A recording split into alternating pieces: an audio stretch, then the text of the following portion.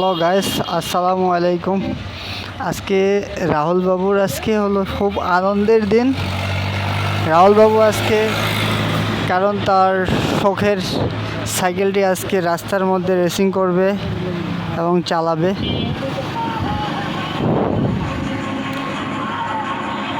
তাকে হেল্প করার জন্য তার ফ্রেন্ড একজনকে রাখা হয়েছে।